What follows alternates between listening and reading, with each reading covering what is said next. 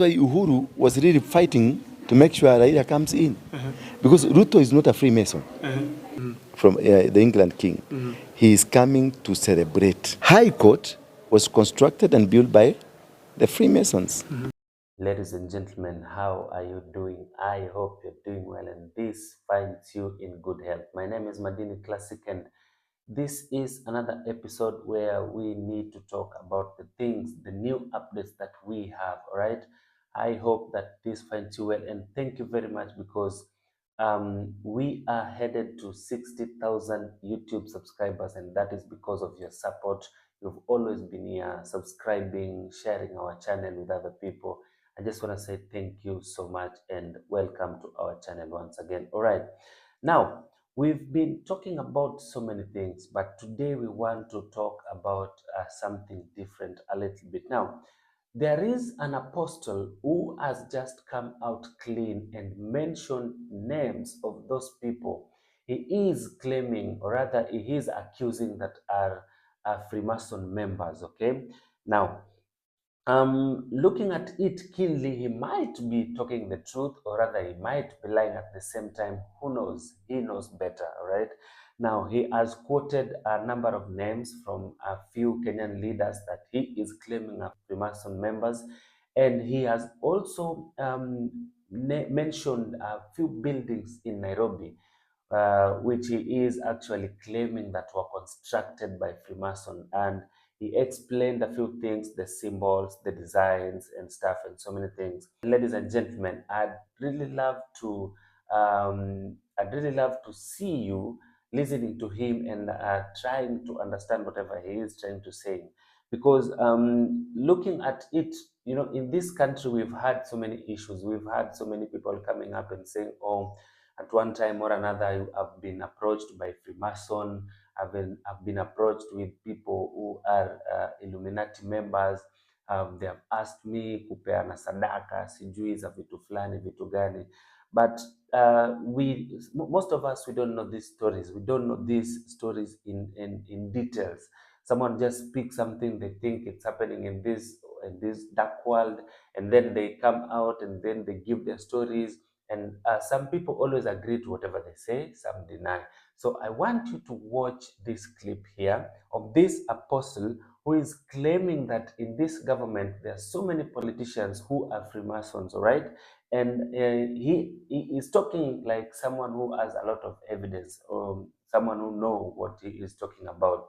So ladies and gentlemen, I want you to take your time and watch this clip here. Then you tell me what you think. We are coming back. So all the wars that maybe the troubles happening in Kenya, they are as a result of the Freemason impact. Yes. And that's why Uhuru was really fighting to make sure Raila comes in. Because Ruto is not a Freemason. Ruto is not a Freemason. But members of his government, 70% are Freemasons. But Uhuru, their family is a family that leads Freemason in this country. The headquarters of Freemason is at Kilimambogo, the Macmillan House. That is where last time they had a celebration of 100 years. And the custodians of the Freemason in Kenya is the Kenyatta family. You get me? I get you. Yes. Oh. It's the Kenyatta family. Okay. Now, and the Moi family, and the Oginga family. That is why they wanted to put their own into power. Until today, Uhuru has never recovered from the shock that it is not one of them that is there. Now, Ruto was pushed in by the church, the prayers. You remember Ruto saying, I've been prayed into power. Ruto is a politician. He's not as staunch as his wife. His wife is a staunch Christian. But your wife can push you to levels. Through prayers, I can push you to levels. No matter, it doesn't matter whether you are Christian or not. You see, the king is coming to this country from the England king. He is coming to celebrate the years that they have been operating here as Freemasons. What? Yes. So whatever that is happening, let me show you.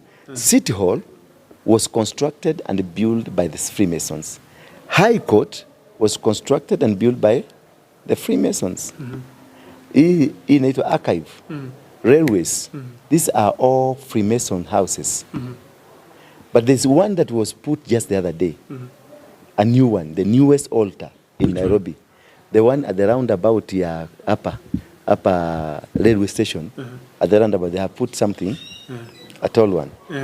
That one we call it oblivis. Oblivis is a genitatorial, structure. That's an organ of a human sex, of a man.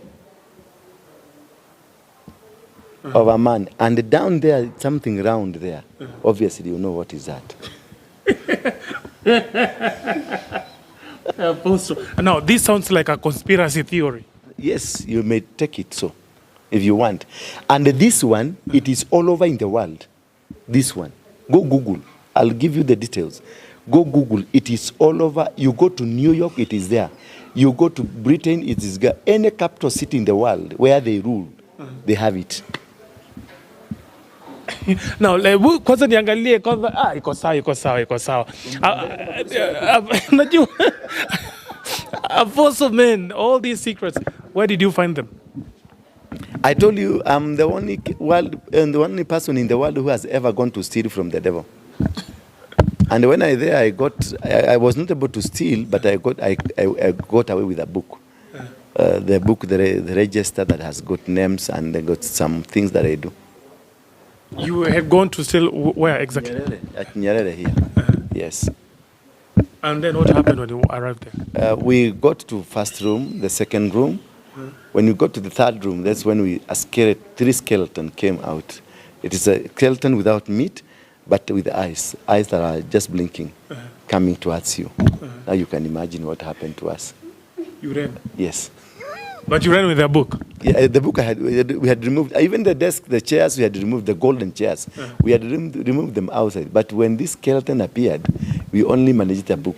All right. Now, just taking you back a little bit, umesema if the president wants to succeed in this country, then he needs to demolish the State House. That's a book of Deuteronomy 7. And I don't know why they are moving around, bringing Akina Benihin. They are bringing Benihin. Benihin will be coming in the course of next month. He will be in this country. Number 2, the Catholics. Number 3, the Freemason with the one world order. Period. The Muslim Brotherhood, they are taking roots. They are taking over powers of the country. Not only in Kenya. You go to Uganda, they run the internal security ministry, they run the finance ministry, they run all dockets of security and finances. You go to Sudan, they do the same. You go to Eritrea, they do the same. You go to all these nations, even in South Africa, even in Tanzania, they have done it. But even in Kenya, because that is a strategic plan from the Abuja Declaration. That is their line. The line of the Freemasons, they have their own altars, they have their own government, they have their own system that they are putting in place because they want one world order. Yeah, the people who are behind the corona, the COVID. They're the people who are behind the world coin. They're the people behind everything that is one word. Anything, these smart cards, this, what we call the vitambulisho wanataka kutuletea, it is theirs. Because they want to control you. The passport now, if you see your passport, visa, hazitakuwa zikiwekwa kwa passport. They are putting in the system. Now, for what you need, hata watu wa ndege watakuwa na hiyo system. Ukiingia kwa ndege, ukiwaambia unaenda wapi, wanaingia kwa system yao wanakuona. They know every. So for you to get into the system, that's why they have smart passports. They put all your information into the smart passport. Yes. Now, of course, all these things have been directed that probably we are at the end times. There's no end time. Hapana. End time ni wewe ukikufa, hiyo ndio end time yako. Hapana, apostle hizo kasema wewe ni apostle lakini unaamini kwamba dunia itakuja kuisha. Ukifa inaisha. Si unasikia rapture ita happen, Yesu anarudi. Yes, ndio hiyo ukikufa the rapture comes. Si unabeba unaenda. You don't believe kuna rapture? Rapture ni that will happen. Wewe kula ugali. Apostle, nataka tu nieleweshe kidogo.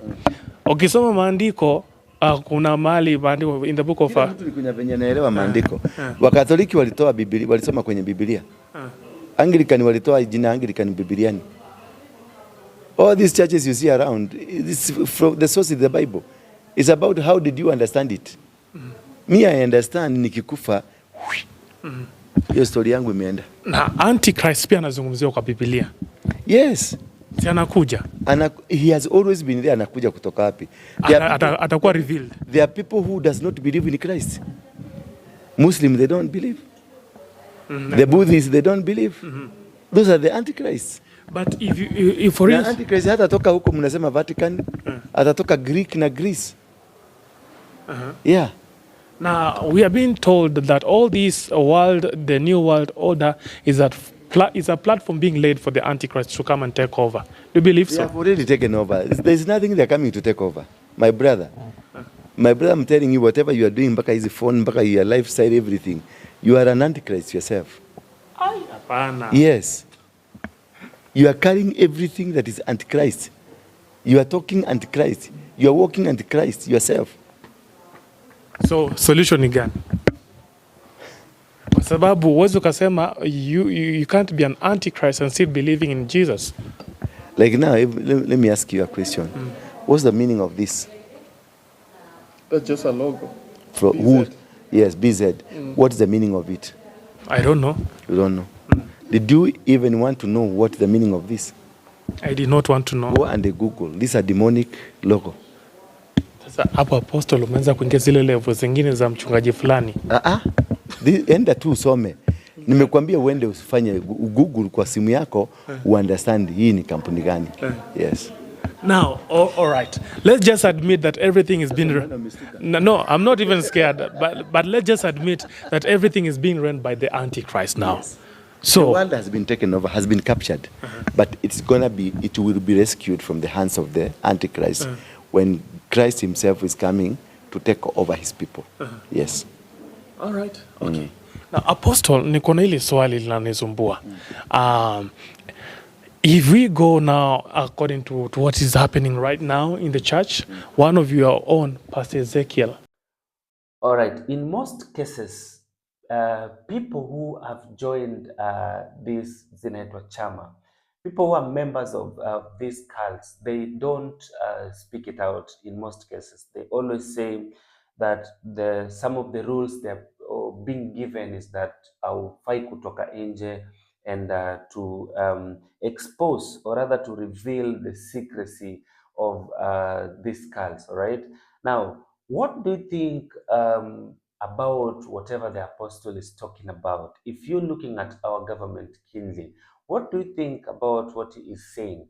Do you see some truth in whatever he is saying? Because so many people believe that for you to be in power, for you to have power, there must be other extraordinary powers or extraordinary spirits with that people are dealing with out here. So many people have claimed these things that ndio mtu apate power, ndio mtu aingie kwa power, kuna nguvu zenye watu wanatumia, amara kuna pete zenye watu wako nazo. And it's not only politicians. People are also talking about pastors, bishops, and any other people when you have made it in life, no, leave alone pastors and tuseme watu wa Mungu na leaders, the politicians.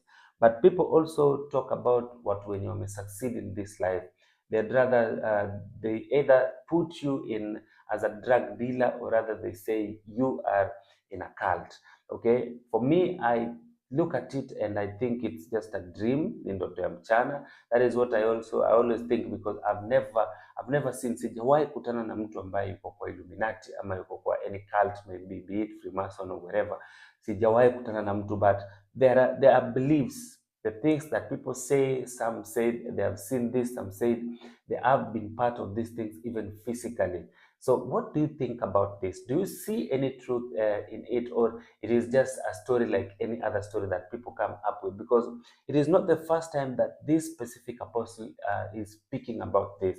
He has spoken about it so many times, and he is still talking about it. Ata leo ama kesho ama nini, when you meet him and have a conversation with him, he will quote it. So what do you think about it? Do you really think that we are living in a world whereby these things are happening? I'm a believer, of course, and I've never felt like these things are happening in this world. But anyway, that was my time, and thank you very much for being a member of Madini Classic. I believe that you are doing well, and I am always serving you with the updates and news, that the things that you always want to hear and you always want to know. Thank you very much for being part of the Madini Classic YouTube channel. And I'm happy because we always get time to engage, we always get time to share our thinking, and that is what builds a community. Thank you very much, and see you next time. That was my time. Bye.